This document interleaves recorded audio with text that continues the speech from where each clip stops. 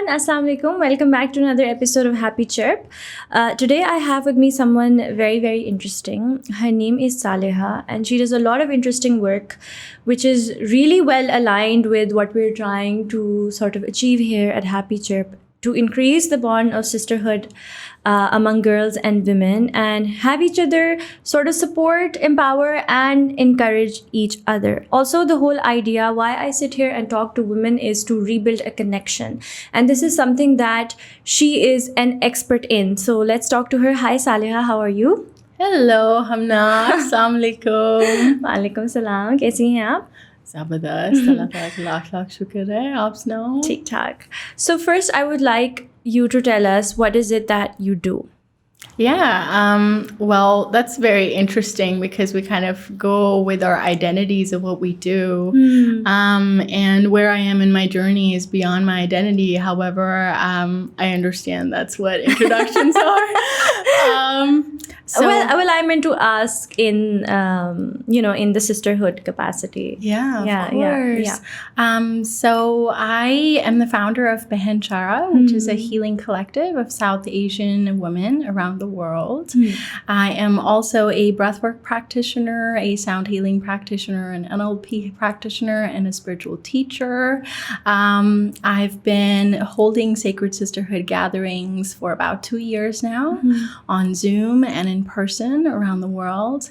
And I do a lot of in-person work with women to help them connect to their own intuition, to their own womb, to really identify as a womb being, to begin to embody their divine feminine. That's what I do now in my past life, professional life. I'm an executive finance personal person around the world. I have had 3 different startups and exits in tech, but that's a completely different arena, and I'm just transitioning into the work, which I find is very meaningful and needed today. Are you still doing those other side of things? Yeah, I do have clients for finance. I do have clients who are new tech startups and wellness startups. I guide them, and I sit on a few boards as well. Oh, but that's nice. That's kind of in the background now. I really want to highlight and do work around uniting South Asian femme because we are South Asia is responsible for about 1/3 of the female population in the world. Okay, that's a lot. So that is a lot. Yeah. You can concur this through Statista. And the thing is that our Earth is asking us to really rise into balance. We've had the masculine energies and the men and the patriarchy really go ham, and the feminine has been oppressed for a very long time. Okay. So even though in North America and some other areas you may see womb beings, women rising to the top in a lot of industries, Pakistani women in science and activism doing a lot of things around the world, but the mass is here in South Asia. And that mass needs to rise as well because we all rise together. If a few rise to the top and the maximum is at the bottom, we're going to keep feeling that heaviness and not really come into balance. So you're saying that we're connected and we sort of affect each other? Absolutely. Yeah, our energies affect each other. Absolutely. Okay, very interesting. We'll explore that. But before we get into that, I wanted to know a little bit about your journey, especially when, you're doing something that is so spiritual, that is so divine and deep. There is something that leads you to it. Right. So I'm sure that you have a journey to share with us, and how you have come to this point today has played a very, I'm sure it has played a very big part in all of this. So can we talk a bit about that? Like, where did you grow up? What your early life and education was like? and so on and so forth. Sure. I was born in Lahore. I grew up in farms all around Punjab. My dad worked for the government and he was also an agriculturist. So me being the seventh child in the family, I'm the last one, and there was a huge gap between my older siblings and me. Kind of like grew up with animals, farm animals around me. So like I really feel like I grew up with a lot of animal instincts and can speak and sense animals and nature a lot. And then I grew up in Pakistan until 13. Then my mother transitioned, and my dad decided to move me to Los Angeles, California, and my teenage life kind of was spent mostly there. I didn't return to Pakistan for 7 years after I moved from here, so it was kind of nuts. But yeah, growing up there with my brothers and my sisters was really hard because I was the first person who was coming from Pakistan and put into this Western society, and all of my siblings, you know, were very, very protective of, you know, कि ये अंग्रेज ना हो जाए, इसको हवा ना लग जाए. हाँ, कि वहाँ पर बहुत ख़राब माहौल है तो वो ख़राब हो जाएगी. हाँ. बल्कि जो उन्होंने मुझे छुपाने की और रिस्ट्रिक्ट करने की कोशिशें की, उससे मुझे काफ़ी ज़्यादा problems I. I started to have anxiety at 15, 16 because I had a strict curfew. I started to not understand who I was because I couldn't do the things that my friends were doing. I was in varsity basketball and tennis and in badminton, and even though I would like wear shorts in school and in practice, as soon as I would come home, मुझे panty लगनी शुरू हो जाती थी, you know, कि क्या आपने क्यों टांगें दिखाई हैं, even though I was living in Los Angeles. And then I decided to go to college, and that was something completely different than any woman had ever done in our family. Not even your sisters? No. Okay. No. So when your sisters, they moved to the US, what were they were not going to college? They were supporting my brothers because they were going to college. So they were just working? Yeah, so my sister was doing breakfast for my brother and lunch and cleaning and taking care of the home. So they were just taking care of him so he could study. Yes, because that's the concept in the family. The concept in the family is that the woman is there to support the men. And if my mom wasn't there... That is your life's purpose. If my in mom our culture and context, Bilkul sahi. And my mom wasn't there, so it fell on her. And when she got married in 2008, and I was 17 at the time, the burden fell on me. I was going to high school, and at the same time, मैं रोटियां बना रही थी, आटा गूंद रही थी, you know, भाइयों के कपड़े धो के उनके इस्त्री करके अलमारी में रख रही थी. So I mean, you would expect that. Sorry to interrupt. I mean, you'd expect that, you know, if they've moved to the US, their minds would have opened up a bit about the fact that, you know, a lot of people over there, they look out. They take care of themselves, like, you know, so, but not in your case. I think every family is very different. I've seen South Asian families in America and in Canada where they really, two things happen. Either you really adjust to the culture that you've entered, or you go into defense mode and you say, I want to protect the culture that I have. So then you overprotect it. Bilkul. And then I'm very, very happy that my dad supported me to go to UC Berkeley and study economics there.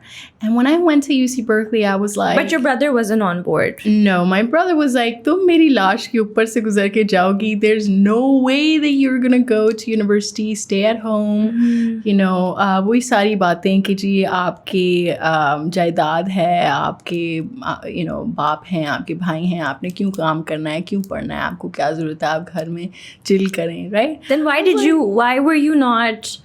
You know, like, it's very easy to be conditioned and do what you've seen all your, you know, female role models do. So what was it in you that you said no, that you still want to go to college? I think from birth, I've just had this sense of curiosity. I've always asked questions.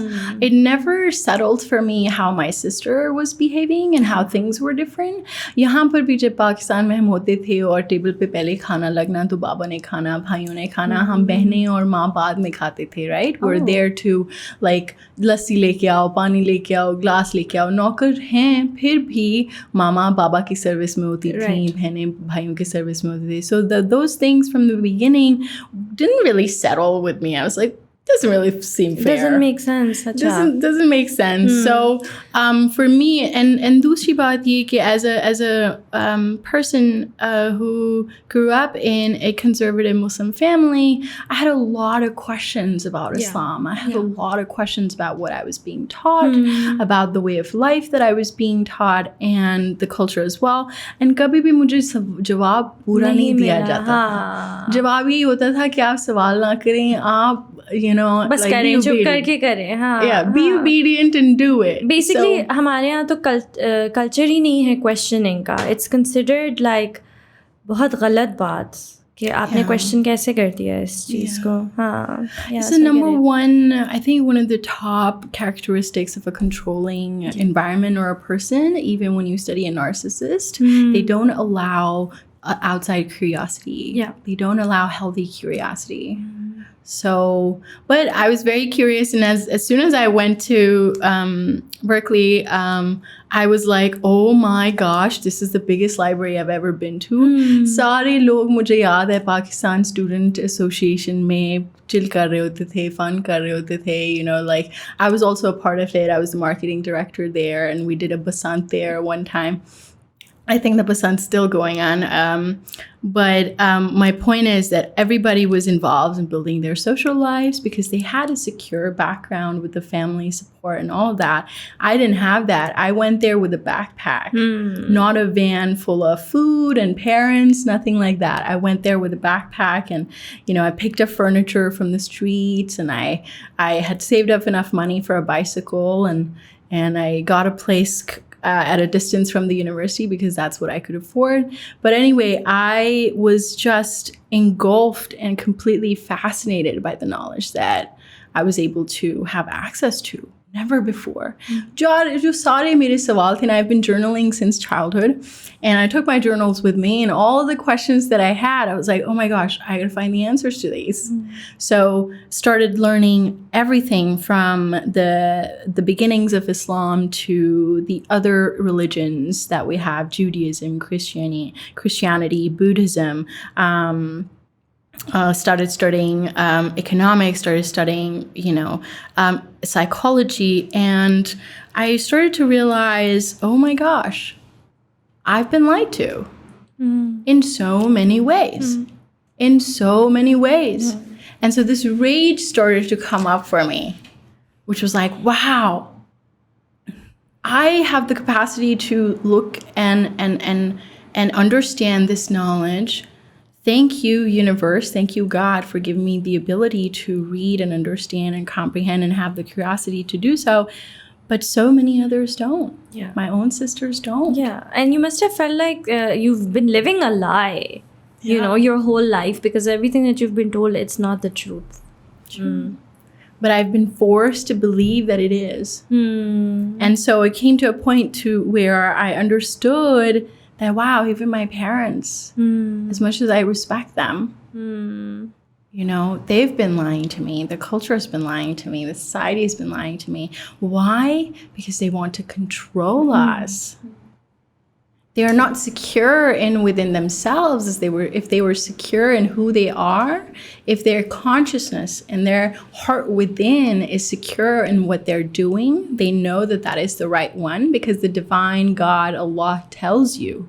You feel it when you're doing the right thing. Yes. Right? Yeah. So when you're doing the right thing and you feel secure, there's no need to control anyone else. Yeah.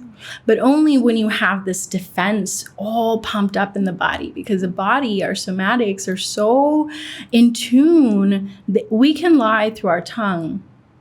But one of the top things that liars do, they blink a lot. They'll squeeze their lips. Their shoulders will go this way. So your body doesn't lie. So this all this stuff started to open up for me. Anyway, you're asking my story. I had my first boyfriend in Berkeley as well. And my sister found out, and this is kind of going to go into the sister wound and how that all starts. My sister found out, and my sister was like, well, you're not allowed to have a boyfriend. And I was like, okay, well, we're not doing anything. We're just chilling, And for me, in all honesty, in my heart, there was a big there was a big void that never healed after my mom's passing. Okay. And in that first relationship, I was just looking to feel loved again. I just wanted to feel a little love again. I had no interest in the boy or what was going on. I was just like, I just want to feel alive again. But my sister ratted on me. She told my brother, who's the strict one. How did your sister find out? You told her? Yeah, I told her. I was like, I'm speaking to this guy. पहले वो कहती हैं अच्छा देख लो खानदान ठीक है पढ़े लिखे हैं. पाकिस्तानी ही था? नहीं, Indian था. अच्छा, Indian था. He was a Muslim Indian from the other side of Kashmir. Okay. Srinagar. Yeah. And so she was like, okay, tick, he's Muslim. That's great. Yeah. At least two. Yeah. Okay. The second thing, he's from a well-off family. Okay, tick, that's good. Okay, and then she gave me a list of all the things that we couldn't do, blah, blah, blah. I was like, okay, whatever. You know, I threw away the list. Like, who cares? But then she ratted that relationship out to my brother, who's very conservative. And my brother, basically, he drove up from Los Angeles to Berkeley. It's about a 7-hour drive. And he drove up in like 4 hours or something like that. He grabbed me from my room. I was studying. It's dead week. Dead week in Berkeley is the week before finals, where you don't have any classes, anything like that. You're just studying. So it was dead week. I had finals next week. And he was like, pulled me, grabbed my laptop, my phone. You know, jo drama mein aap jaise dekhte ho na, waise situation ho gayi thi ki he literally grabbed all my things, pulled me into the car and drove me down to LA very, very furiously.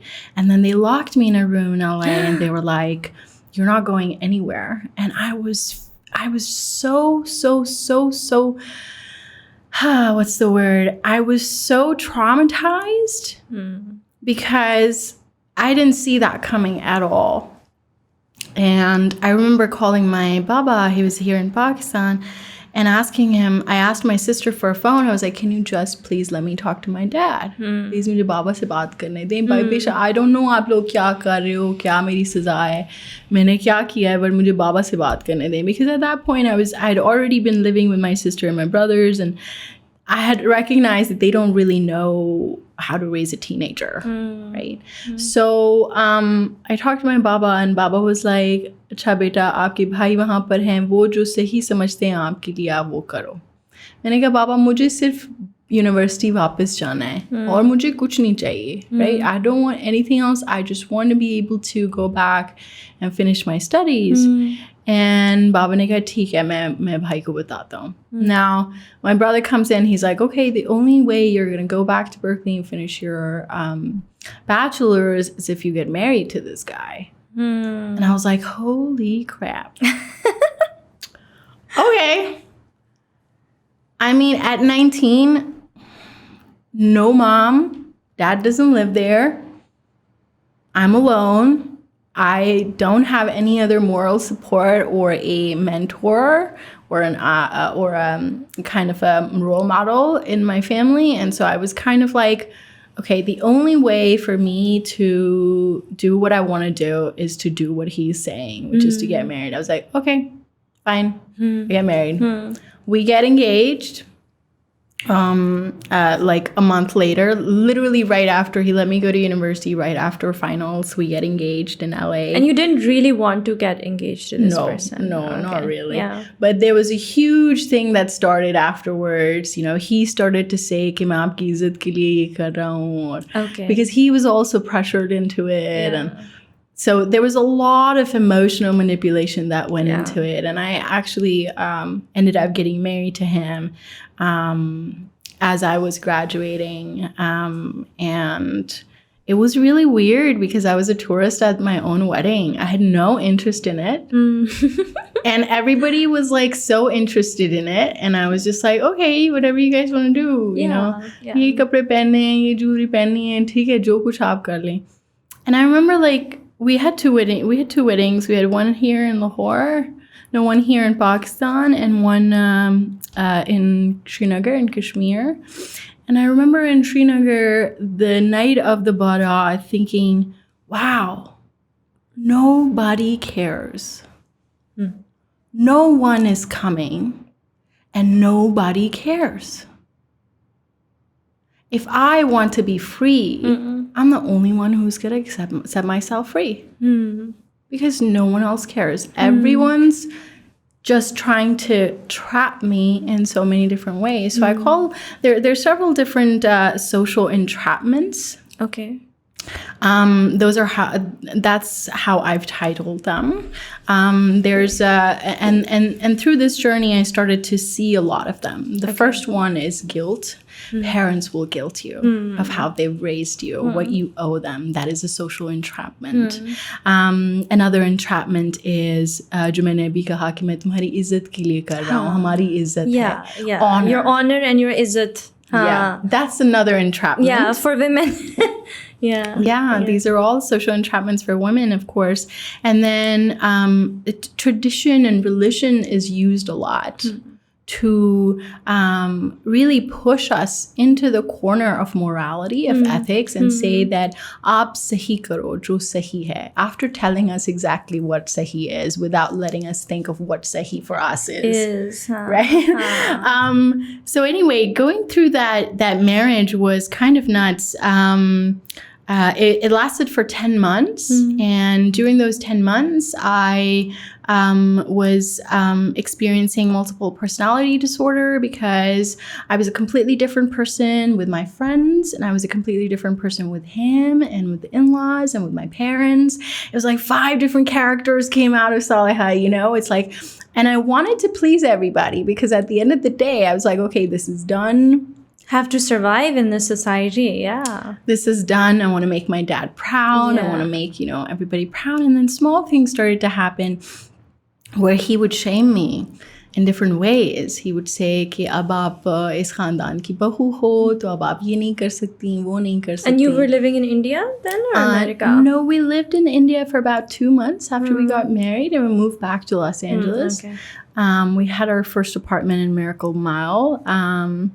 And we were living there, and it was just, it was just crazy. But the epiphany moment came one day when he wasn't there. He went back to India, and I was alone kind of for the first time after we'd gotten married. And I felt this like pump in my feet, you know? I put on music, and I was dancing, and I was chilling, and I was like having a good time. And I was doing my dishes in the kitchen, and all of a sudden this epiphany came down and hit me, and it was like, wow. There's nothing wrong with me. I've been trying to fix myself to please everybody in this marriage, to make sure that I am a good daughter and a good wife and a good, perhaps, mother to be. But there's nothing wrong with me. What is wrong is all these relations that are surrounding me. What is wrong is them telling me how to lead my life. And that was such a strong moment in my life that I was just like, okay, I'm done. I'm out of here. I called him. So it was just one moment. One moment. Literally one moment, washing my dishes. A moment came. I was like, holy crap. It came to you. Yeah, just like happychirp came to you. There we go.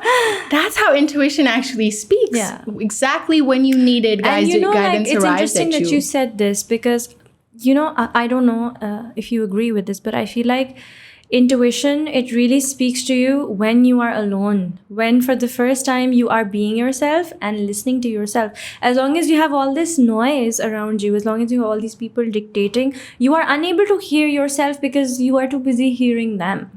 And then when you have that moment where you are not listening to anybody else, that's when you are able to. So it makes a lot of sense that, you know, when he was away and then you were alone and then you were washing the dishes when it came to you, because the whole time it's just been buried in all the other kind of noise. You really need to be with yourself to hear it. 1000%. You're right on the dot there. Yeah, definitely. And I remember calling him, and I was like, okay, this is over. Called my dad. You just called him and said it's over? Yeah, he wasn't taking it seriously. He was like, no, I'm coming back. I was like, try to come back. Locks changed. Divorce filed. Everything done. I was like, try to come back. You're not. I gave you 10 months. It's not happening. Okay, so I'll ask you here that, were you happy? In the marriage? Yeah. No. So on a superficial level, What was your relationship like? Was it happy at all? Or was you knew that you were not happy at all? Or was it a realization that, I'm not really happy in this? Or did you always know that I'm not happy and I'm just trying to make things work and just keep everyone else happy?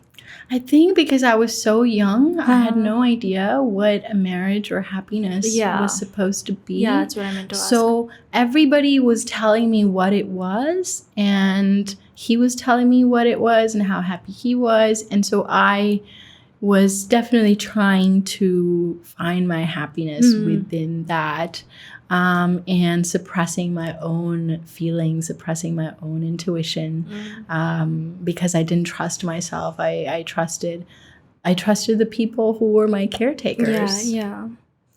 And so I wasn't happy at all. I was very unhappy. That's why. Did he know this, that you're not happy in the marriage? Oh yeah, for sure. Okay. I mean, he definitely knew, and there's a lot of things that young women में हम औरतों की शादी क्यों कर देते हैं, इसलिए कि हमारी समझ बढ़ने ना पाए. पहले से ही आप उसे रोक दो ना, फिर उसको बस जैसे आपने बनाने लगते ना mould, they say this actually, they say this कि जल्दी शादी कर लो, फिर उसको मोल्ड करना आसान होता है, जैसे फिर वो उसके अपने ज़्यादा ख्यालात नहीं होते अपने. Basically they're saying before this person becomes an individual who's self-aware and really knows herself, let's control it. Yeah, let's stop it right there and let us define who she becomes, so to serve the society. And them. Agreed. बिल्कुल ऐसे ही होता है, and that again is a social entrapment for women. And from that moment on, those women then they do get molded, and they do what was happening to you, and they do what they are expected to do. And I'm so grateful, and the more that I've spoken about my story, the more that other women have come out and spoken about their story. And what's beautiful is that the ones who actually free themselves have a bigger responsibility. They're given that opportunity to free themselves so that they can speak up, work with other women, and help others free too. Because by me sharing this story, the point is not that I went through this and that. That's all done and beyond. The point is that whatever you are going through, you can have that one moment with yourself.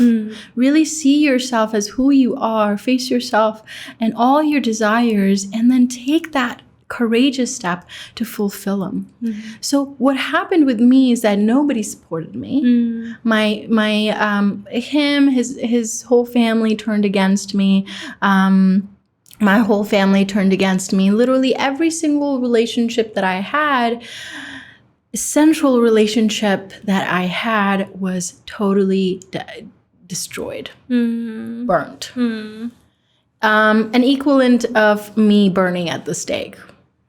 Almost, because we are who we are in relationship to everybody around us. So if you burn all the relationships, who do you become? Who are you at that time? Nothing but ashes. So that's where I had come after the divorce, and even though it was tough, I was just like so determined. I was like, I don't care. I gotta go to the court alone. I'll go to the court alone. I gotta pick up another job to hire a lawyer because he was pushing me in this and that way. I'll do that. I don't care at all, because none of you guys cared about me and my happiness. And it's not about vengeance. It's more about like, okay, I gave you the chance I trusted my family, his family. I trusted what I was supposed to do, how I was supposed to go. And that was, again, a complete lie. So the trust now only remains in myself. And I'm only going to trust in myself. And do what's good for myself. Yeah, absolutely. So 10 months marriage, 2.5 years of divorce. My family completely abandoned me. My friends abandoned me because... Why? Because... I mean, I get family because they're all about honor and izzat and everything. But why did your friends abandon you? That was really painful for me because I thought that they would stick around. I really thought that they would stick around. But no, they didn't. In America, even you'll see that young girls, young Pakistani girls get married. So a lot of my classmates in their junior year, senior year, afterwards, immediately got married. And now they're living the same life that I would have lived if I didn't take this step, which is they have kids, they have their in-laws, they have all the family, everything. जैसे यहाँ पे रह रहे हैं पूरे खानदान को लेके एक साथ वो चल रही हैं, and that level of responsibility on them continues. And I think maybe, which year was this? This is 2000. We got married in 2013, and the separation was 2014. Yeah, I think there's a lot of stigma around divorce as well, right? So, yeah. I get it. कि अगर आपकी दोस्त divorce है तो आपको भी करवा देगी. That thing के क्या उसे कहते हैं नहूसत or something like that. Yeah. Manhus. Manhus है. All these titles are something that I actually these titles were something that really destroyed my inner peace and my personality. इतने ज़्यादा अल्फाज कहे गए मुझे अपने खुद के बहन भाइयों से, वालिद से, दोस्तों से, गालियाँ and slut shaming and all this stuff, like and the thing is that we are as women in a Pakistani and South Asian culture, because we're brought up to be these sponges of culture tradition and to continue that forward, we do the same thing with our social life. So आपको जो कुछ कहते हैं, you'll take that in as a sponge. You'll feel that on your body. So I started to feel these titles and these stigmas and these, galiyan galoch jo bhi tha on my body. I would feel it. I would dream it. I would really be living it to the moment where I started to embody it, where I started to embody a really risky behavior, a really not myself. It didn't feel like myself. I felt so heavy and so dirty. And actually, a dream came to me, and the dream was to go and sit under a waterfall. I was like, okay. So there's Escondido waterfalls in Malibu in LA, and so I would drive there and I would sit under the waterfall. And as I would sit under the waterfall, I started to hum with the water, and the water started to speak to me, and it started connecting with the nature. Yes, yeah. And the water actually is a really great, powerful element that cleanses us. So bringing this back to sisterhood and reweaving the relationship between women, womb-to-womb connection, a really important first step for us to do is to cleanse ourselves. Okay. Cleanse ourselves from all of the titles, all of the identities, all of the words, the names, the associations that we've been carrying through, that we've been told to carry through. To really wash ourselves clean of those is really the first step.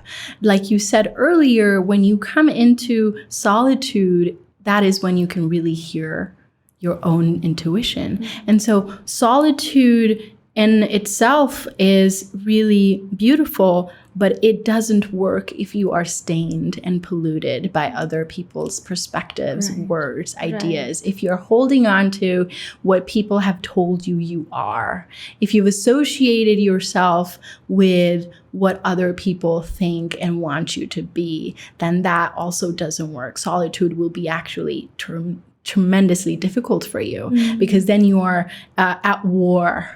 You're in solitude, but you're at war. You're carrying the identities of others within you. So how does your pure self come out? Yeah. It only comes out when you cleanse yourself. And I recommend this to all the sisters and womb beings that I work with, is begin to be with the water. Any running water. You can do this as a daily practice. You can do it in the shower, in the bath, when you're going hiking. If you can find fresh water somewhere, you can find ocean somewhere. You can pray and ask the water to cleanse you. In the shower, actually, as a daily practice, it's really beautiful if you get to massage yourself, if you get to massage your chest, your belly, and really speak nice, kind things to yourself. Sometimes it doesn't even matter if you say anything. You can just hum a beautiful rhythm. And you can just speak to the water and say, wash it away. If there's something, we pick things up. So some people say, oh, I can't really remember names, and then they stick to that. Some people say, oh, I have OCD, and then they stick to that. Some people say, oh, yeah, I don't really like girls because I only get along with boys, and then they stick to that. So whatever it is that is sticking to you of who you are, you can ask the water to cleanse that away. Okay. You can say, hey, dear divine water that gives me life, please wash away all that is not mine. Wash away all the names I've been called. Wash away all the titles that I've been given. Wash away all of the things that I was asked to be because I am just me. Just let me be. And so you can create your own prayer, and it's so powerful. Have you heard of the study that a Japanese doctor did? His name, I think I may be getting it wrong. Dr. Koimoto, I don't know. We have to correct it. But he did this study where he studied the water crystals under a microscope. And he said really nice words to one glass of water. Yeah, I've heard this. Yeah. No, but I'd like for you to. And he said really nice, kind, loving words to one water container. And he said really, really dirty, mean, hateful words to another, and neutral words to the third one. And after days of doing so, he put the water under a microscope, and the crystals, the molecular structure of the water had formed different shapes. And the water that he said really beautiful words to had formed these beautiful, they're all online. You can look online and find these really beautiful diamond garden kind of shapes. And then the one that he said neutral things to, they were kind of like foggy, not really there. And then the water that he said mean and hateful things to had become dark and really sharp, almost as if it was a device to like threat somebody with. So water is such a beautiful element to work with when you're working to heal yourself, when you're working to connect with yourself. Our body is 70% water. Earth is 70% water. So water is such divine living energies that you can ask the water anything. You can manifest anything through the water. I went on a side line from my story to share this. But yeah. So you went under the waterfall. That's where it sort of That's where it started. You had the dream. Yeah. That's where it started to really heal from what had happened. And I was like, oh, wow. I've really just been through a lot. And that's when all of the things that happened to me in my childhood also came through. I was abused earlier in my life at 5-6 years old by my mother's cousin, who was like in his 60s or 70s. He was taking care of my Nana Abu at the time. And he and I in the house were, in the afternoons, would be the only ones awake because everybody goes to, take nap time. Yeah. Nap time in the afternoon because it's too hot. Yeah. So I would be up playing and he would be up, and he started to kind of touch me in inappropriate ways. And that started to come out for me. A Qari Saab had touched me inappropriately as well. That came up for me when I got engaged to my cousin at age 10. That night, my cousin so you had been engaged with your cousin before? Yeah, so that's another story. So I just come home from school and my mom was like, "Baith jao idhar, dupatta dal diya." Oh my God. और ना से जी सोने की चीज़ें पहना दी और फूल डाल दिए और मेरे कज़न को साथ बिठा दिया कि जी अब आप लोगों की engagement हो गई है. But that night he tried to push his hand up my shalwar and try to like feel my my yoni and like my hips and stuff. And so all of those memories of inappropriate touching and sexual harassment that had happened in my childhood while I was here in Pakistan, all those memories started to come up. Everything that needed to be cleared started to come up for me. And I was like, wow, wow, like, damn, like, I'm only like 21, 22 years old, like, and I've seen all this, like, why? And ये जो सवाल होता है कि क्यों मेरे साथ क्यों हुआ? This is a very, very important question. Okay. A lot of us, when we start our healing journey, we get really overpowered by this question. And this question may lead us into victimhood. Yeah. When you say, मेरे साथ क्यों हो गया, मैंने क्या किया, victim mentality आपकी हो जाती है. Yeah, why did this happen to me? And then you start to be like, oh my gosh, this happened to me. And you start to feel sorry for yourself. And so that's when... self-pitying and yeah. So sitting in this question of why is really important, but not for too long. Okay. It's important for you to ask the question why, but then release that question. Because the why is not our concern. Okay. The why is so what happened with me, I'll share my experience, is that I was in the why for a very long time. Man, I will call my friends. I'd be out like dancing. I'd be like, damn it, like, why did this happen to me? Like, start crying in the middle of the dance floor. And my friends would be like, Saleha's not stable. Yeah. She's crying. She's like, she's dancing, but she's crying. Like, I was just like totally venting all the time because I was like, why did all this stuff happen to me? And what exactly when I was ready to let go of that question, I was in a Korean spa and a woman came and stood next to me and she said, "You're the seventh in your family." And I said, "Yes." And she was like, "You're asking a question." And I said, "Yes." And she was like, "Let go of the question." And I was like, "Okay." And I like looked down and I was like, who is this person? And I look again and she wasn't there anymore. So I was like, okay, I gotta let go of the question. I was like, okay, fine. I'm done asking why all this stuff happened to me.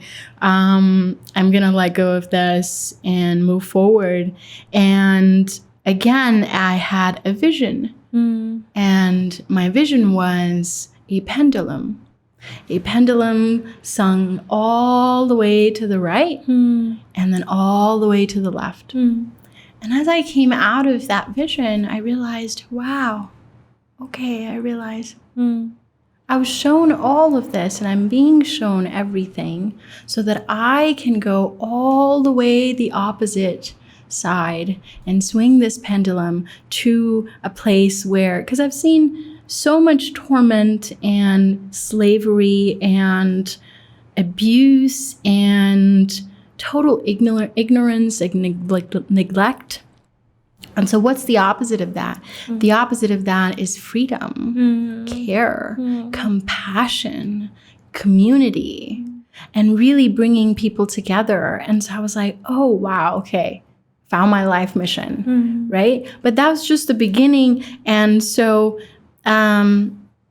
yeah, I can, and you know, it's just been so amazing. I think the most amazing thing that the divine has shown me, that my own life has shown me, is that we do not need anyone else. We don't need anybody to tell us what to do. We don't need to do anything at all. If we can just be with ourselves and fully accept ourselves exactly as we are and accept the world exactly as it is, you'll arrive. And in that arriving place, the answers will begin to come to you. So then I really started my spiritual journey. And I was like, okay, there's more to this. I'd been doing yoga. My high school teacher introduced me to yoga at 16. And I'd been doing yoga, but I really went into practice at age 24, 25, so about 7 years ago. And I honed my morning practice and I started to attract all these beautiful souls and people into my life. And they taught me so many beautiful things about their life and what they'd learned. So it's really amazing where I've come now. I've traveled the world. I have really, really seen so many different practitioners and so many different practices just to find out what it is that I'm here to serve, what it is that I'm here to do. And of course, it's a forever journey. But right now where I'm at is to really continue to encourage women beings like you and I, Hamna, to really take ourselves as sacred. We are the biggest gift that God has given the world. The fact that we are here, the fact that we are speaking, the fact that we have able bodies and able minds and able hearts is a great blessing. And so begin your day, a daily practice that I was just going to ask you some daily practices. Yeah, a really beautiful daily practice. So the shower is a really beautiful practice that I shared earlier. But a really beautiful practice to begin your day with is to place your right hand on your heart. Try to find your heartbeat. So every morning that you wake up, there's that moment, that split moment that you know you're awake, but you're not awake yet. In that moment, grab your heart and find your heartbeat. And see, when you find your heartbeat, say thank you. Yeah. Thank you, That's heart. beautiful. Yeah. Thank you, heart. I didn't ask for you. You were given to me for free. Thank you, heart, for beating with me every single day and every single moment that I live and I'm here in my triumphs and in my trials. Thank you, heart, for beating with me every single day. And you'll see because the heart will begin to open. The more that you'll give attention to the heart, the bigger it will become and the more love will flow through you. First for yourself. Yeah, they say that whatever you give your energy to, it gets better. It grows. Yeah. And we never pay attention to our heart. It's just there. It's doing its job and it's beating. Yeah, this is something very interesting. Gratefulness, a daily practice of gratitude. It can start with your heart. It can start with your breath. The heart is in the presence of an open heart. No pain can exist. When your heart is fully open, there will be no more sorrow, sadness, regret, vengeance. Why we feel dis-ease in the body, any kind of dis-ease, whether it's, you're stressed about work or your friend's not getting you, your husband doesn't understand this, or, whatever it is, because there are challenges, but there's a loving way to go around them. And then there is a way where the heart is kind of closed. So when the heart is kind of closed, you feel all of these stresses, intensities within the body, within your mind, within your soul. And as you feel them more, you attract more of them. So an open heart is the biggest blessing and the biggest medicine. Starting with the heart is really, really simple. You can do this multiple times a day, anytime.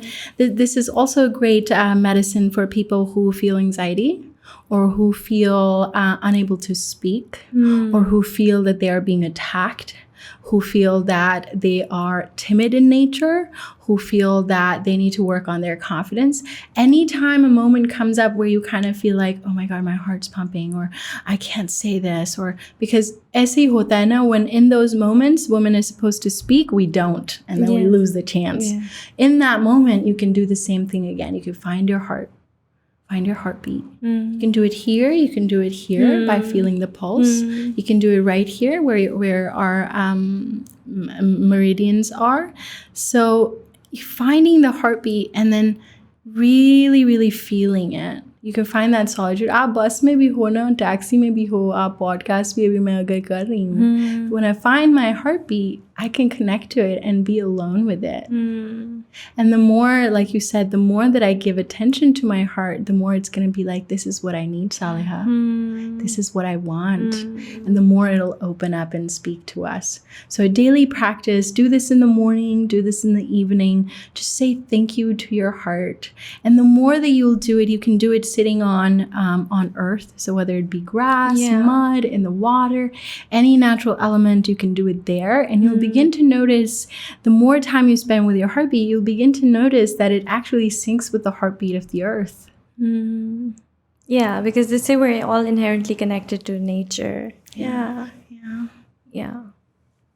Right. And so what else is there? Because, I've also heard that, going back to water, that you should drink water first thing in the morning. Yeah. Is that also related to any of this? How does that help?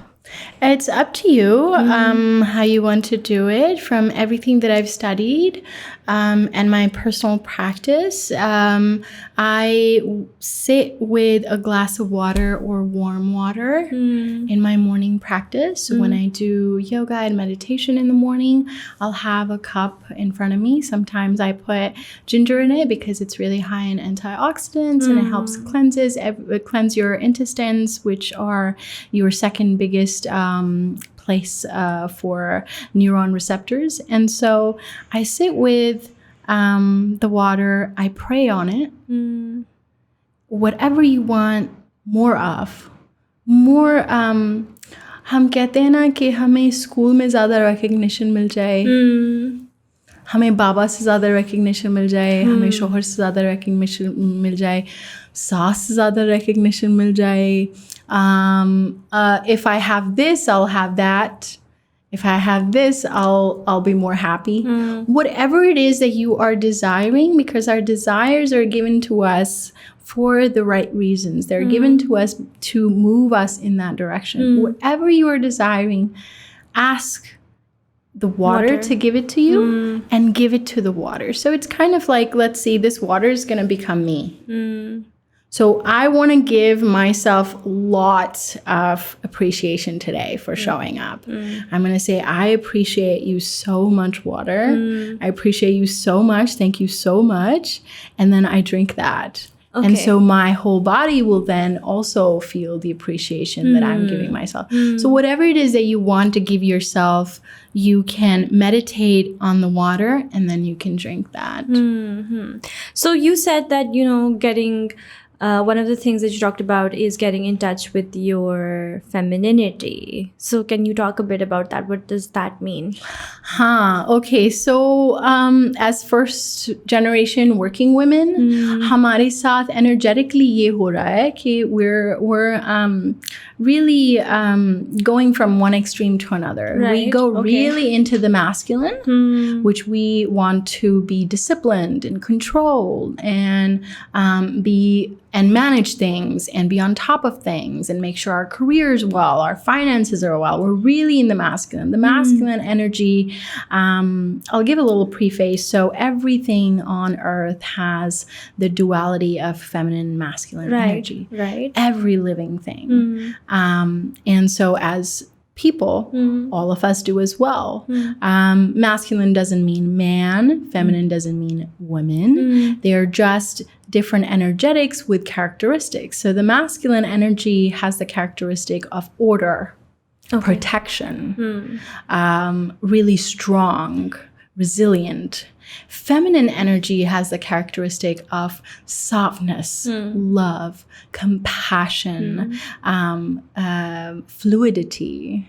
And so what's happening to us, what happened to me and I witness in a lot of women is that we live in the masculine a lot. We live in this sense that, nobody is gonna help me out, so I gotta help myself out. Right. I really got to do this and make this happen. I got to become a doctor and a lawyer and a businesswoman and make X amount of money. And I have to make sure that my future is secure. And be financially independent. Which is amazing, which is beautiful. But what we forget and we're not given the education on is to continue to also nurture our feminine parts, which then start to, एक तो पहले से ही culture में और history में हमारी femininity को काफी ज़्यादा, suppress किया गया है. We don't really have any kind of literature that's fully done and talks about the female leaders. I mean, the books and the stories that are written are also written by the male perspective, so it's kind of different. So we already have a suppressed feminine, and then now that we have the drive to go into the workforce, we ignore that even further. Okay, makes sense. So daily उसमें आप क्या कर सकती हैं to help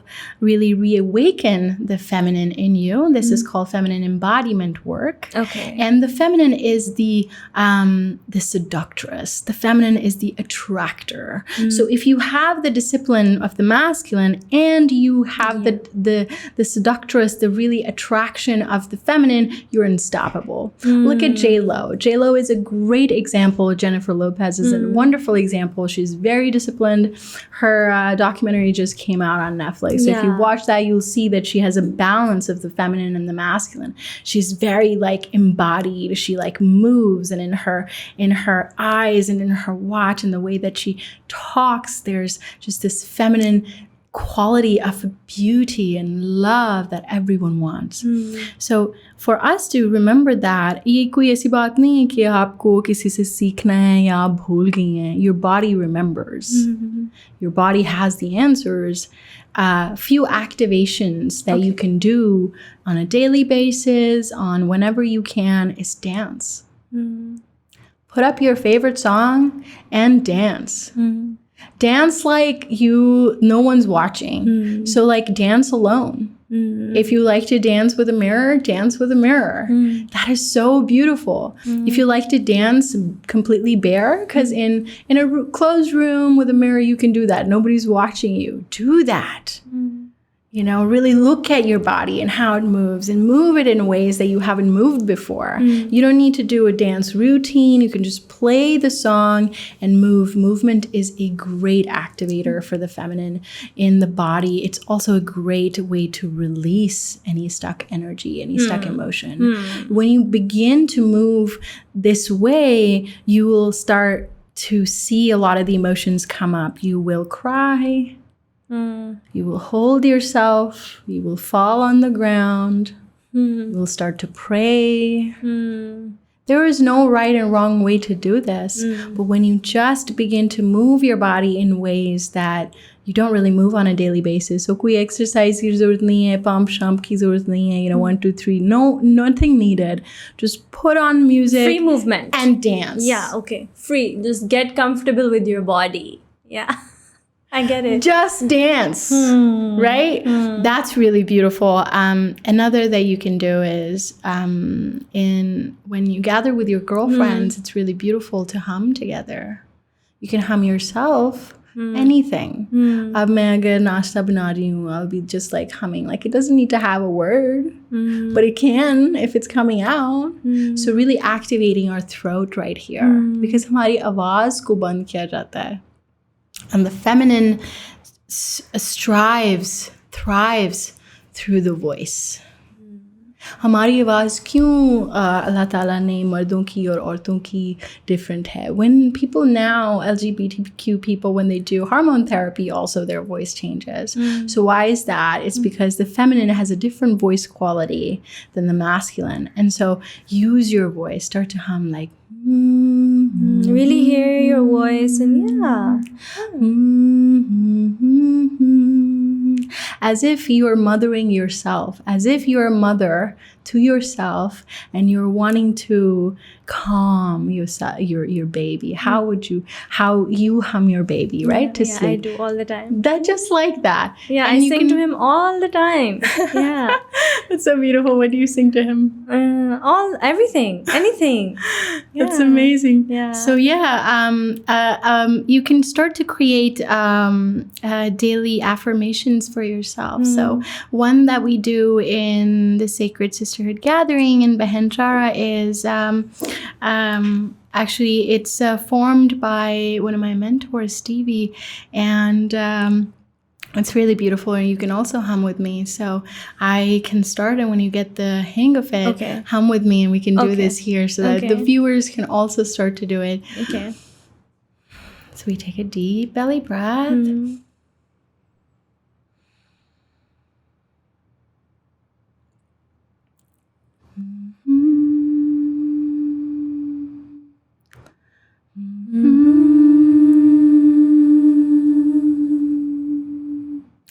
I am love.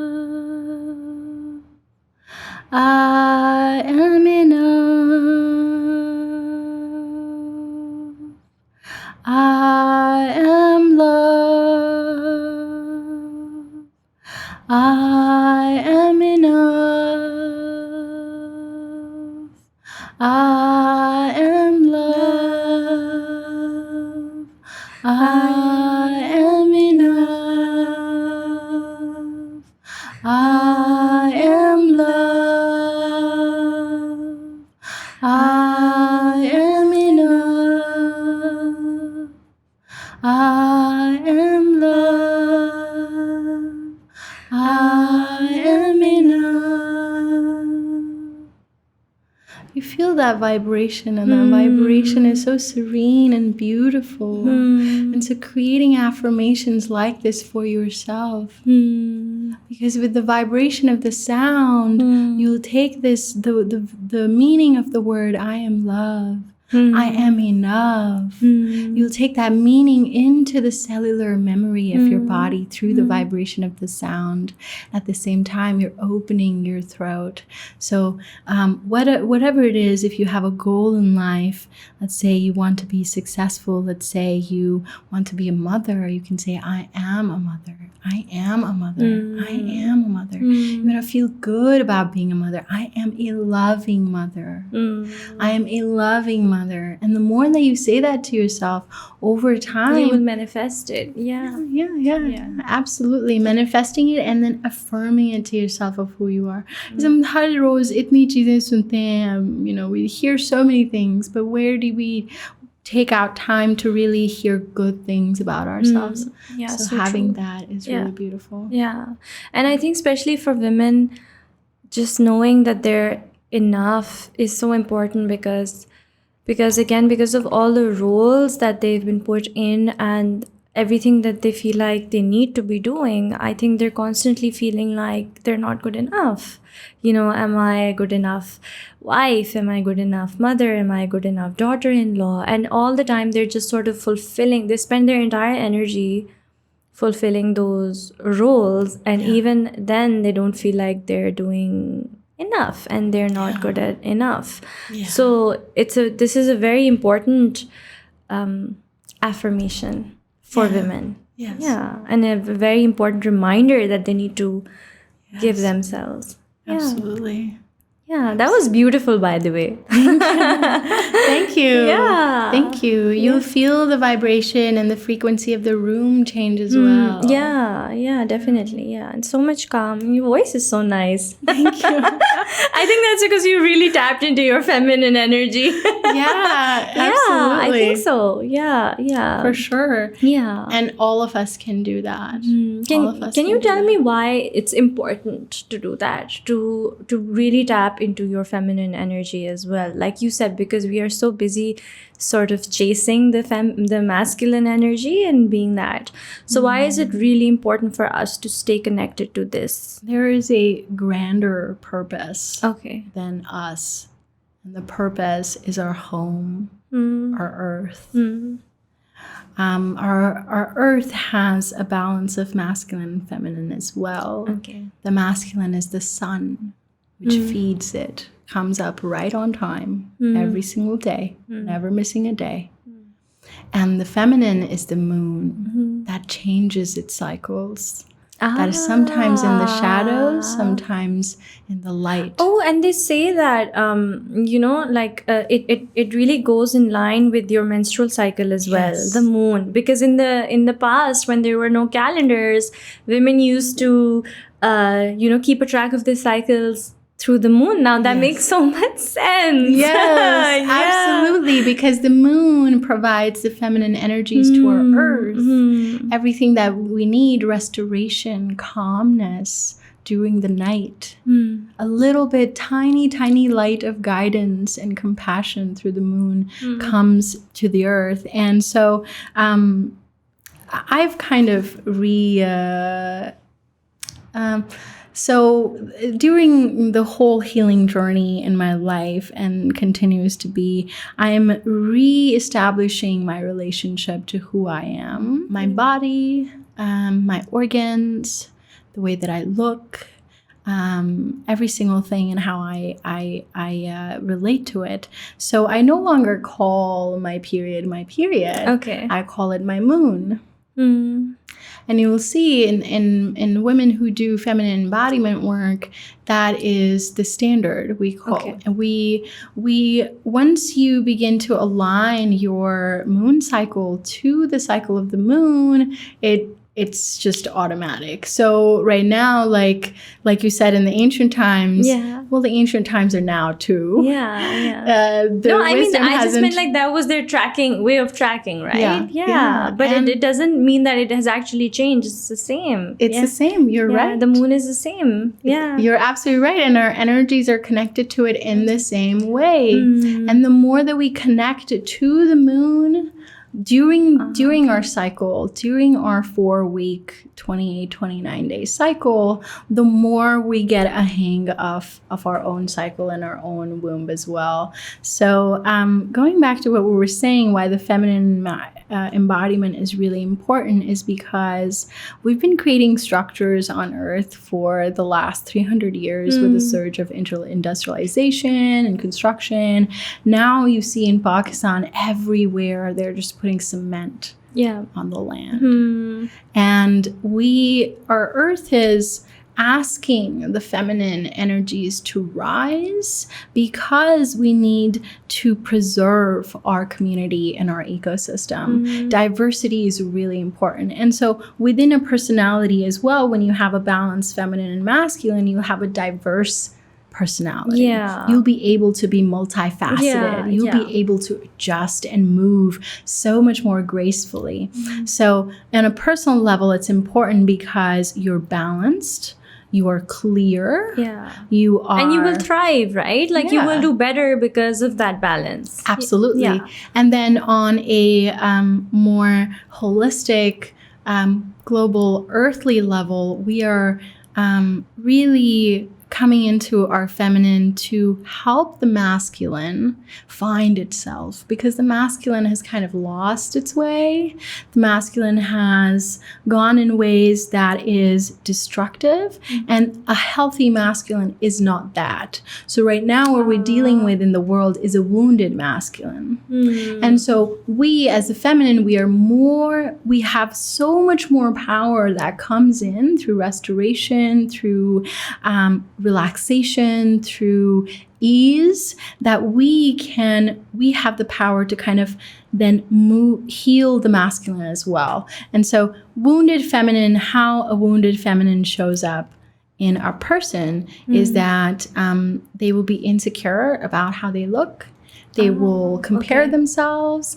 They will not be able to speak at the right moment. They may stutter. They may not have an active relationship with their body, with their sensuality. There's a lot of genetic problems that continue to happen and rise in the human species. And that's again because the feminine is not fully connected. A healthy feminine and a healthy masculine creates a healthy offspring. Okay. But right now, we're also facing this problem of the quality of the human species is declining because the wounded feminine is not healing, and then now we have an increasing wounded masculine also. So this is more than just a personal goal. It's a worldly thing. It's something that it's affecting, like you are affecting the entire universe. It's like, they say because you know how they say that in your body, if there is one small mutation, it can change the entire system in your body. You can end up with a cancer or any kind of disease. So even that one thing affects the entire thing. And starting from, I think, every cell in our body to our body, and then to everyone around us and to the world, inherently we're all connected. Yeah. So we have that effect. Our energies have that effect. Yeah. We have a massive effect. Yeah. So when you walk in balance, Amna, you are helping the universe, the earth, all living beings prosper and thrive by you thriving yourself. What is that cell in the body that's doing wrong, right? It doesn't know it's not doing good for itself, and so it becomes a cancerous cell. So when we're not doing well for ourselves, we're not taking care of ourselves and living in balance every single day, clearing our channels, clearing our physical bodies, clearing our minds, clearing our souls, and connecting to the one collective consciousness on a daily basis, we're doing a disservice to our home, to ourselves. And it's not, for everybody, it's not to go out into the roads and, start to be an activist for environmentalism or for political righteousness or whatever. You have to begin to work on yourself first. Yeah, that's what I say. Yeah. All the time. So, and when you on a daily basis consistently are a clear, balanced individual who is doing and living and being in their purity, you are done. You're complete. Yeah. There's nothing else to be done. Yeah. If all of us, and then फिर क्या होता है? I think this is really important to address because हमारे culture में, दुनिया में बहुत मर्तबा ये होता है कि when somebody arrives at an epiphany, a knowledge, a wisdom of sort, we say, oh, I'm the one to teach. Yeah. Listen to me, I've got the answers for you. But it doesn't work that way because you're only going to listen to that inner voice. And that's the right voice. That is always the right voice. Exactly. And so it's not about then coming into balance and healing yourself continuously. It's not about then teaching or telling others कि मैं ठीक हूँ, आप भी यही करो. It's about living as an example. When you live a balanced and beautiful life and somebody says, oh, you're ugly, and you say, thank you so much, then you're living by example. And eventually the people who are going to come into that balance themselves will be attracted to you and will take that journey and rise with you. That's really important to do in sisterhood as well, because काफी मर्तबा ये होता है कि हम औरतों में ना शेमिंग बहुत होती है कि मुझे ये आ गया है तो तुम्हें तो नहीं आता, right? Like I know how to do it better, especially like people who've now like traveled or have some kind of new money coming in. Yeah. This is very common where they'll put the others down. Yeah. Or they'll say like, I know what's best, you don't know. Yeah. But it's really important as sisters to sister relations to be like, hey, I have access to this. I'm living like this. And however you are living and where you are, I respect you as well. I have equal respect for where you are. The other day, this was just yesterday, because I was trying to get a breathwork session going for this weekend, but it didn't happen. And I called one of the sisters that I've been connected to for about 5-6 years now. And when I spoke to her, she spoke... in her words and in her tone, there was a lot of fear and a lot of skepticism. And so when we deal with this, when we have a sister or a brother who has skepticism, whose trust has been broken many, many times before, it is not it's not our place to say, hey, you're negative. Okay. Or, hey, you have a lot of fear. Right, okay. Because what happens is that then they start to think, oh my gosh, I have a lot of fear. And then that fear just goes off the roof. Okay. So the best thing to do the best thing to do is accept them exactly where they are. Okay. And listen. That's a feminine quality too, to compassionately listen. The masculine quality is to lead. The feminine quality is to compassionately listen and hold somebody. How many hours can you speak about whatever's going on? I'm just going to be here listening to you and saying, yeah, I understand that. Yeah, I understand that. I'm sorry you're feeling that. Yes, I totally get it. That must be hard. That in itself gives them so much relief instead of saying, nahi yaar, stop it, get over it. Why are you being so skeptical? That doesn't work. So living by example, accepting everybody as they are, and then really, really trying to listen. Because they will reveal themselves. And when people reveal themselves, accept them for who they are. Don't try to change them. That's only going to take them, even farther from where they are in their journey. Then you're intercepting with their journey. Okay. So it's not on anyone to correct anyone in a way? Or tell them what to do basically with their life. Yeah. Yeah. I mean, I don't do that. Yeah. Everyone can decide on their own. Yeah. But what I've learned is, because अगर कोई भी teacher मुझे आके कहे कि आप ये ठीक नहीं कर रहे हो, इस्लाम की teachings ठीक नहीं हैं, Buddhism की teachings ठीक हैं, तो मैं नहीं मानूंगी. Right? But if I've seen Buddhist monks and I've seen how Islam is practiced, and I come up with my own discernment and with my own understanding of how religion functions and of where my spirituality leans into, then that is what really works. Yeah, makes sense. Yeah, I think you're right, because everybody's sort of in their journey at a place that we don't truly understand. Only they know where they are or how they're feeling. And whatever we know or how we want to correct them or tell what's wrong in what they're doing, like you said, oh, it's negative or it's get over it, because we don't know where they are in their journey, and they sort of need to go through a process. They'll get there, right? They have a process. You have to let them go through it. Absolutely. And you have to be there to just be there. Yeah. They need that. Yeah, people need that. People need that. People need more of us to listen. This is so relevant to something that just happened 2 days ago. So I was talking to a friend of mine, a really, really close friend, and we were talking about another friend of ours who is just going through a lot at the moment. And I said, I feel like, and she said, she's starting to become really resentful and she's becoming really negative. This is what she said, her energy is really negative because of everything that she's going through. And I said, yeah, I know. And I've been listening to everything that she says, and I've been trying to, be there for her because I know that she needs someone at this time. And then my friend said that, but I think that somebody needs to tell her that she is going in a very negative direction, or she's being extremely resentful, and she really needs to be careful because her energy is.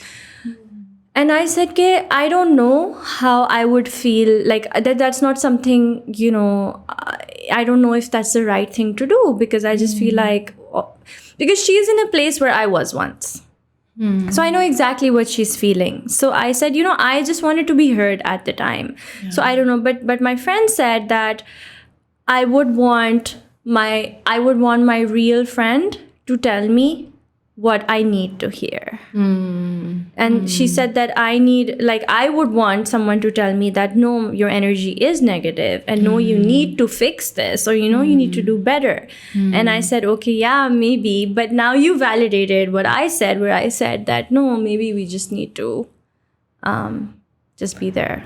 Yeah, Just wow. listen. It's really amazing that you and your friends are having a conversation about your other friend and that you care so much about her. Yeah. That's beautiful. Yeah, I think I'm very grateful because I have a really good circle of female friends, and it's always been very, very, very healthy and very supportive of each other. So yeah, we do that a lot. We really stick up for each other and be there for each other. I love it. Yeah. Going back to the energetics, the feminine also asks. Yeah. And the wounded feminine doesn't ask. Oh. So if somebody feels like they feel guilty or there'll be a burden on somebody if they ask for something, then they know that there's a wounded feminine part of themselves. And so to ask for support is really, really a privilege in today's time because a lot of us are not taught to ask for support. In our sisterhood and the women that are in my circle, we encourage people, we check in with them and say, hey, is there something that you want to ask? Is there something that you need? Do you need support in any way? Right? Just to check in with somebody. So instead of saying, hey, you're negative and you need to fix it. Hey, dear sister, do you need support in any way? How can I support you today? Yeah. How can I show up for you today? Yeah. So that you're not taking the driver's seat away from them. Yeah. They're still in the driver's seat, and it's really hard. So like my own sister has been struggling in her mental health for a long time, and it's so hard to see that. And I want to just help her. I want to jump on the wagon and be like, Appy, let's go to therapy. Let's sit in ceremonies. Let's really guide you into release and relaxation. Let's have some nervous system regulation. And, every time I've brought that forward to her, I've only distanced her from myself. Yeah. And so what I've seen work is just to check in and say, how can I support you? Yeah, makes complete sense. Yeah. And I always thought that, and I am that person. I am that person who does that. But a lot of the times I've been made to feel like, no, that's not right. Like that you should be doing more and stepping up or, correcting it for the other people. But what naturally comes to me is to just lend in an ear, lend support, or just let them tell me what they want me to do. Yeah, I feel validated. Great. Yeah. Great. In how I choose to support people or help people. Yeah. But I do think that talking about this, I think I don't ask for help or support. I have this, I don't know why, but I have this, and it's been for a very long time where I'm always the one to ask if I'm sitting with a friend, I'll always be the first one to ask, lend an ear, hear what they're saying, and then I'll talk about myself or something that I need. So I always tend to be the one to lend the ear first or know what's going on with somebody else or provide support. Right. And I have a lot of trouble in asking for the support or the help or say, I'm not in the best place and I need your help or I need you to listen. And I also don't have the expectation for anybody, from anybody to do that for me. So I don't even feel it that, if I'm not getting the support or if I'm not getting the help, and I don't even sort of ask for it. So I don't know why I'm like that, but maybe I guess that's something that is important to do as well. And I think that if somebody asks me, like you said, you ask those sisters that, hey, do you need any support? Is there something you need?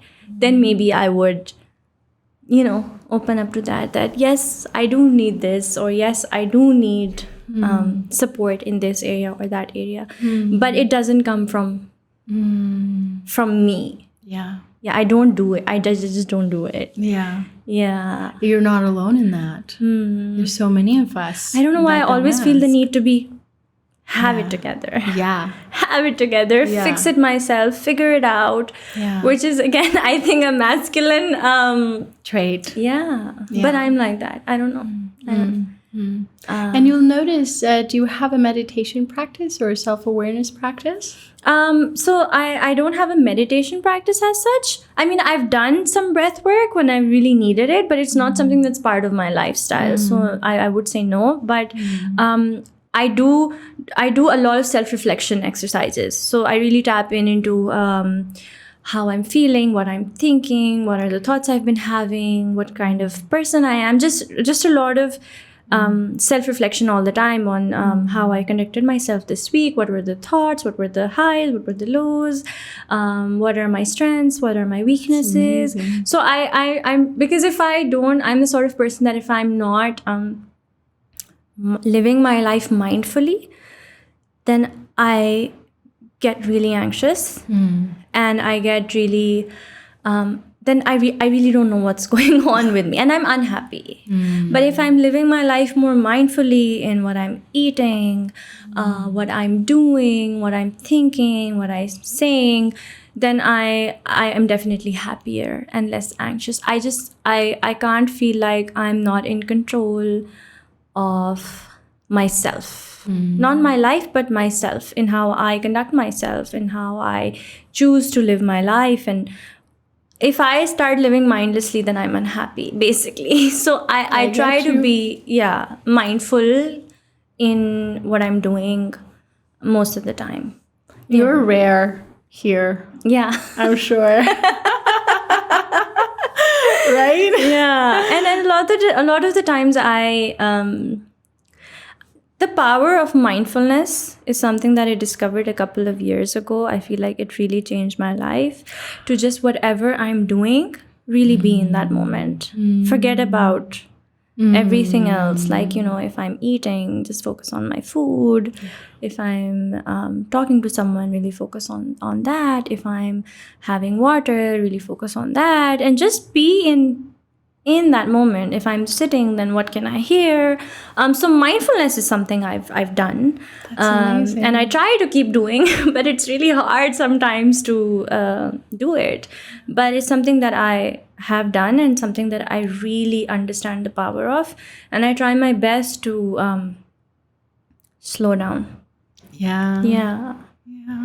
Yeah, because I know I've had times where I have lived mindlessly, where I have not slowed down, and it has taken a toll not just on my mental health, but on my physical health. Yeah.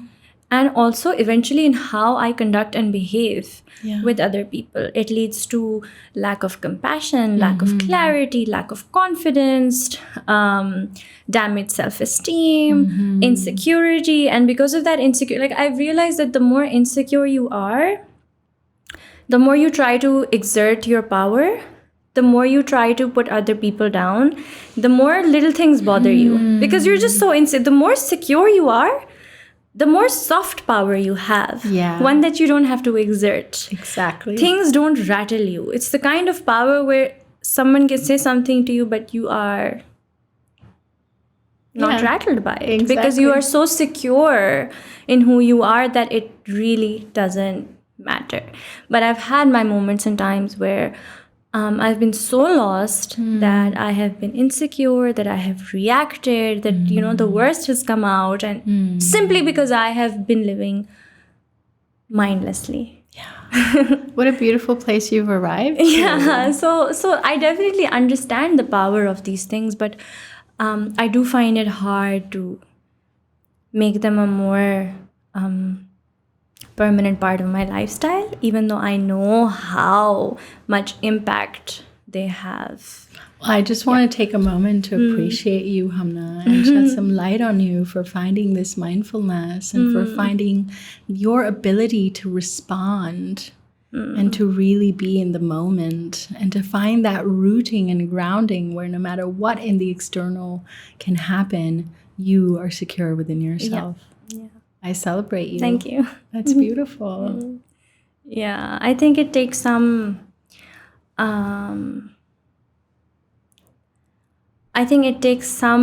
real life-changing things to make you realize these things, Yeah, and a lot of, I think, they say that the wound is where the light enters you. Yes. Yeah, you have to be like when you're really, really down and you really when you really just fall to the ground. Yeah. Yeah.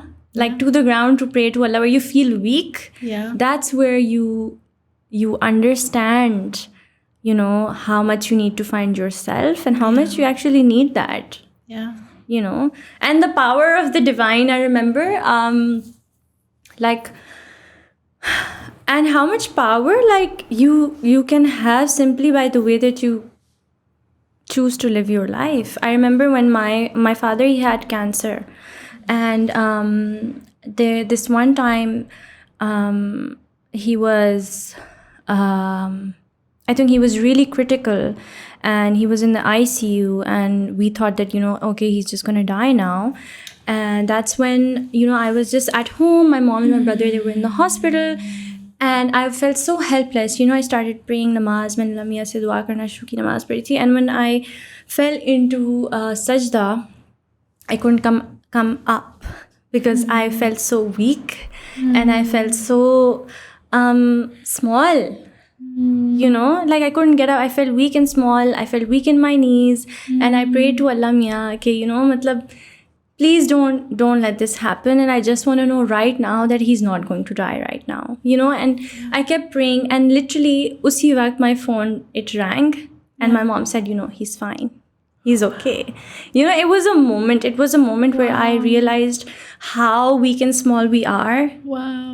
And the power of prayer and the power of connection and that just connecting to God and connecting to the earth was so important for me in that moment. And it just felt like it worked. Yes. When your prayer is heard. Yes. Yeah. So so I've had many of these moments in my life where I felt connected and where I felt that I needed to just, you know what I mean. Yeah. Absolutely. Yeah. Absolutely. It's that moment of complete and total surrender. Yeah. Yeah. Surrendering to the greater, higher power, knowing that no matter what you do, you do not have control. Yeah. Yeah. And so that surrender can be practiced on a daily basis. Right. Okay. How? And it doesn't need to come to a point. And yes, a lot of us are shown these places where we surrender our ego, where we completely surrender who we are to our creator and say, help me, guide me. Yeah. But on a daily basis, you can also cultivate a practice where you mindfully surrender who you are. So a practice that I've been taught, and I love to do this, and this has really helped me in my dream work, is before I go to sleep. Before I go to sleep, I take deep belly breaths and I gather all of who I am. My name, my job, my duties, my to-do lists, my goals, and what I need to accomplish in the next 5-10 years. Every single thing that comes to me that I am, and I take it and I put it on the side table. Okay. And I say, and again, place my hand on my heart, and I say, I am not my mind. I am not this body. I am not even Saleha. And having that surrender, you will feel, wow,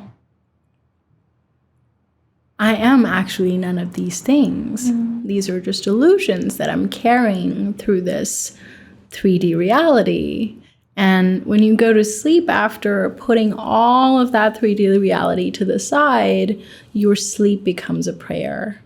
Your sleep will become that meditative practice where you're completely surrendering. And in that moment, you can also ask, I surrender to the divine creator.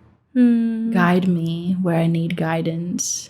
And I'm grateful for all that I am and all that I am not. A simple practice like that, simple meditation practice on a daily basis. Meditation does the same thing. What does it do? It just helps you observe who you are in this 3D reality. It just helps you see that this being, this person, this life that you're living is just momentary. And right? That all of this is not going to stay. The eternal is always there, but all of this will not stay. But we get so caught up. And so surrendering that on a really daily basis, on multiple times a day, however much you want to do. Namaz does the same thing. Why do we connect our third eye to the floor? To our Mother Earth? It's because we're completely surrendering who we think we are and asking for guidance. Yeah, if just people did it with that intention. The problem is that all of this has become so robotic. You know, it's the intention that matters more, and what you're saying. And like, I feel like, okay, there's a lot of times I miss my prayers, but I know that there are several times during the day that I'm just speaking to God and saying things, and like all day I'm doing that. Isn't it the best communication ever? I have like such a nice little connection, right? You know, and a relationship going. Yeah. You know, so and I feel like that's so important to have. Yeah. It keeps me grounded. It keeps me mindful on how I'm living my life. And again, that same thing. Yeah. And that's truly important. Yes. You can do all things, like you can checklist everything mindlessly. But what is it that you're doing mindfully? That matters more. For sure. Yeah. For sure. Yeah. It does. Yeah. I want to, I'm not sure on the time, but I want to kind of just share some ways that we gather in Behenchara, and I would love for you to take that to your inner circle and practice it with your sisters, with your female friends. That would be so amazing, and anybody hearing can also do the same with their circle of friends. Yes, please. So there's a really beautiful way to create and cultivate a deeper, more honest, more truest, more nourishing connection between women and sisters.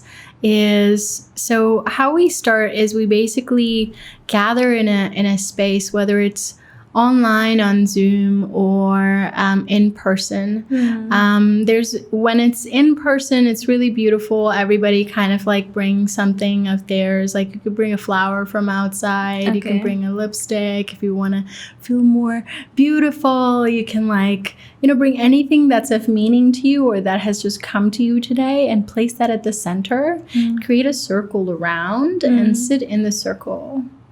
So this is something that I've learned and is taught to many feminine embodiment practitioners. In the ancient times, that's how the women used to gather their power. They used to sit under the moon. So we do this on a full moon and a new moon. The new moon is full of new intentions. The full moon is more about completion and what it is that you are coming at home and grounding into. But it doesn't need to be on a full moon or new moon night. Whenever you gather, you can gather in a circle, place something of value.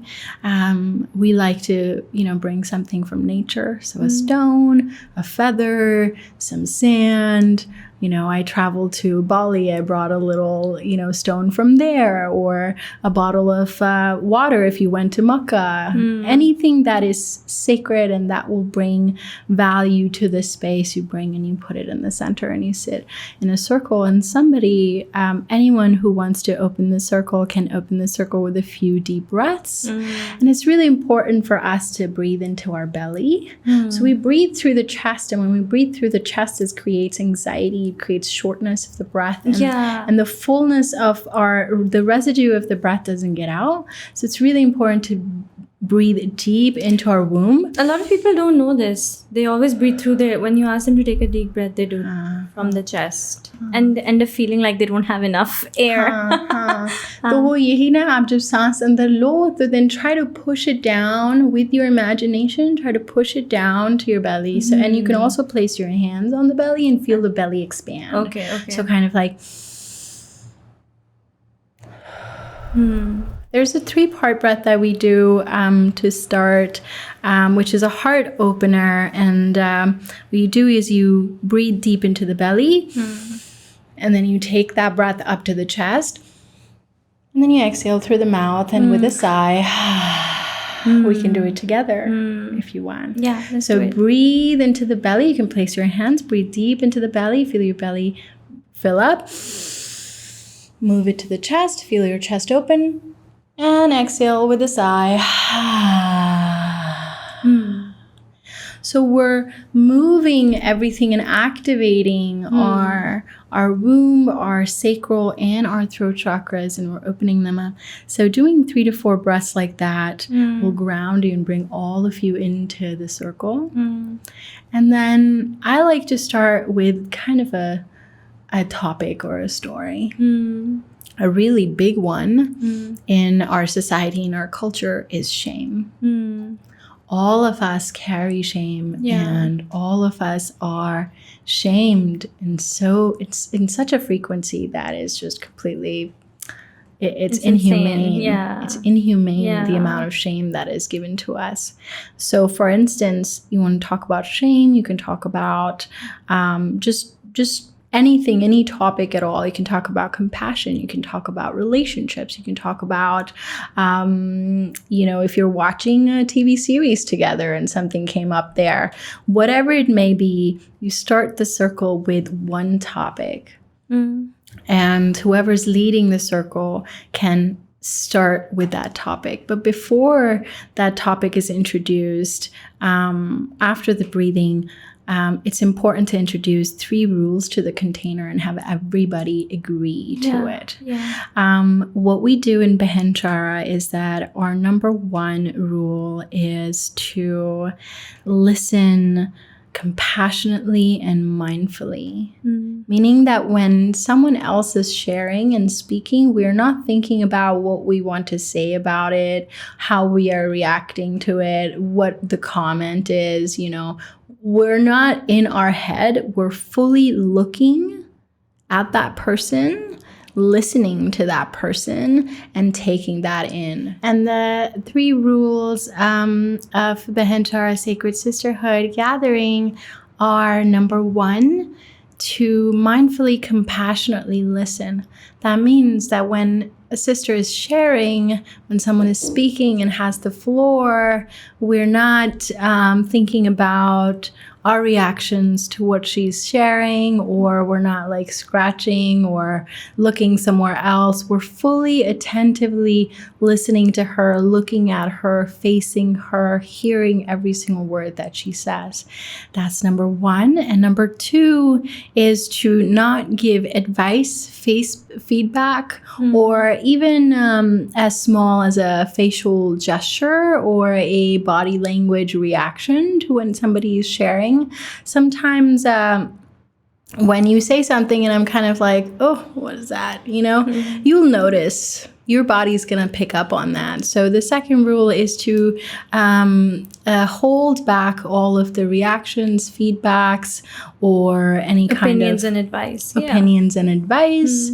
And the third and last is confidentiality, meaning that all of the stories, all of the shares, all of the words and the feelings and the emotions that will be shared in the circle can be taken with you to wherever you go to share with your friends or however, but please don't take the names with you. So take the stories, but leave the names behind. And with these 3 rules, we open the circle, introduce the topic of the day, or we can just say, hey, let's just check in. And a way to check in, it's a really beautiful way to check in with sisters in the beginning is to really ask, what is your rose, bud, and thorn of the day? Okay. So this is a technique that I've learned through Yoni Circle, which is a sister circle that out of Venice, led by Chloe. And so she taught us rose, bud, and thorn of every single day. And so the rose of the day is the most highlighted, happiest, beautiful moment of the day. The bud of the day is something you look forward to or excited about. And the thorn of the day is something that you was uncomfortable or hurt you or was unpleasant. And so we start with a check-in. Every sister says, hey, my rose of the day was coming here, or my bud of the day is really connecting with all of the beautiful souls here tonight, and my thorn of the day was this one thing that I didn't do at work. So whatever it is, each one of us do a check-in, and then each one of us gets 5 to 10 minutes to share. Now, what's important in that sharing is that all is welcome. If you do not wish to share, there's no, you don't have to. You can skip. You can say, I'm only listening today. I don't feel like sharing today. Okay. But in our circles, I'm an energetic medium, which means that if somebody is having a full-on nervous system regulation, a full-on emotional release of some sorts, I can hold the space. So I recommend to have a facilitator or a really, really strong leader to have the space be open to everything. But if that's not available, then just as sisters, you can just be like, hey, let's just share. Everybody gets 5-10 minutes and you can talk about whatever. Even if the topic is shame, you can just talk about all of the things that you wanted to say to somebody today and you didn't get to say it and you just want to say it in the circle. And you can just like pretend that little, altar in the middle with all the things are there to listen to you. And maybe you can pretend that, hey, I want to say all this stuff to Sarah and she didn't listen to me. So this stone is Sarah and I'm going to just take out all my anger on Sarah right here in front of me. And so all of the sisters in the circle just witness and support.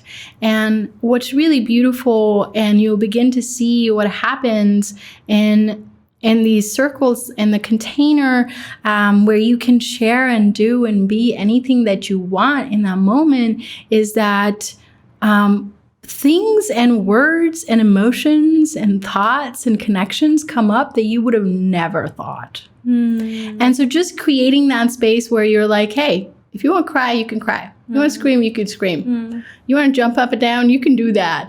Everyone has like 5 minutes to express themselves in however you want to express yourselves, while the other people are fully in witness of you, in support of you.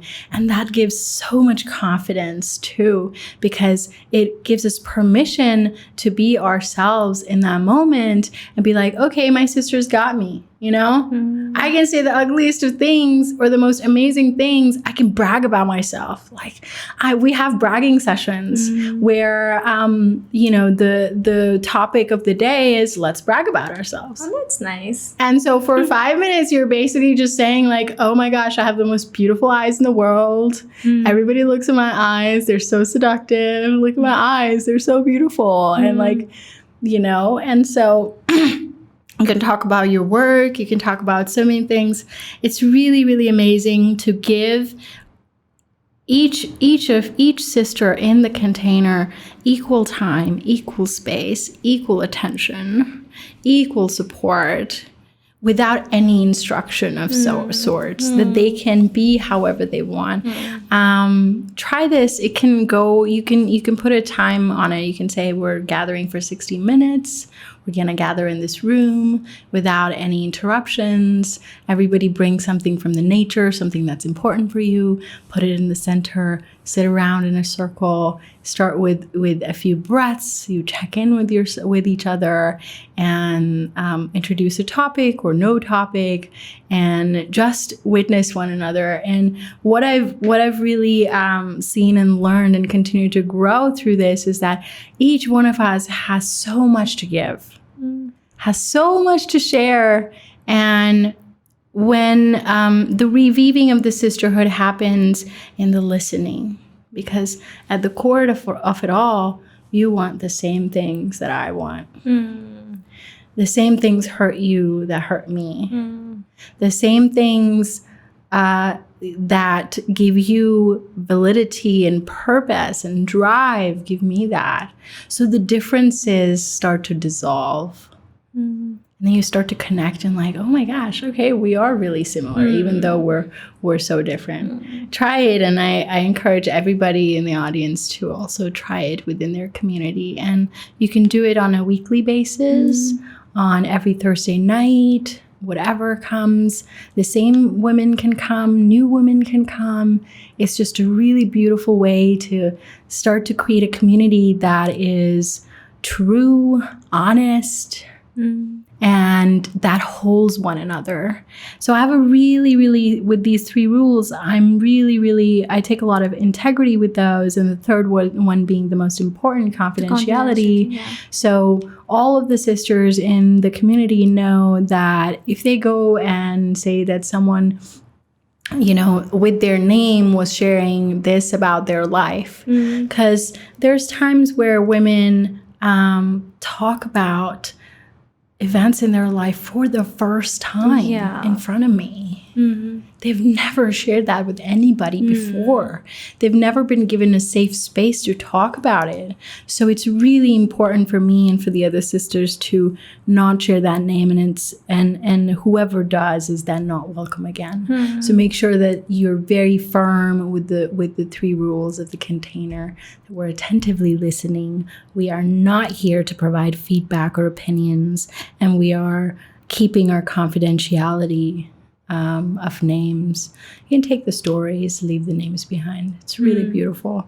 Really beautiful work, and I'm very grateful to be doing it. And anybody who wants to join Behen Chara, they can go on behenchara.com. That's BEHNCHARA.com, and sign up for our newsletter. I send all of the invitations through the newsletter. And you can be part of the sisterhood then. Big things coming. I want to do a Behen Chara retreat soon. Oh, that's nice. Yeah, it would be really amazing to do it in September or October when the weather is a little bit nicer. Yeah. So, have you done any retreats before or no? Not here, not in Pakistan, and not centered around South Asian women. So I've been part of several retreats, but it's women from all over the place. World, and many, many times I'm the only brown woman in this circle. So I really want to bring this knowledge to our sisters here. Yeah, that would be nice. Yeah. Thank you so much, Saleha. Thank you so much, coming today and sharing all of this knowledge with us, and things and reminders that we need to hear, and things we all need to hear, basically. Thank to you help us so be much. better, do better, and really just accept ourselves. Thank you so much. It was lovely meeting you. Likewise. Yeah. Thank you so much for tuning into this episode of Happy Chirp. I hope it was insightful. It was very different from a lot of the conversations that we have. A lot of insight, a lot of knowledge. and a lot to learn from Saleha's personal journey itself. I would really like for you guys to share your thoughts in the comments below, and also don't forget to like and subscribe. And if you really do like this episode, then please share it with your sisters. I think we all could learn much from it. And please let us know if you do start practicing any of these practices that Saleha has taught us. If you tried them, if you're doing them, we both would love to know if you did them. And thank you once again, and thank you. Allah Hafiz. Allah Hafiz.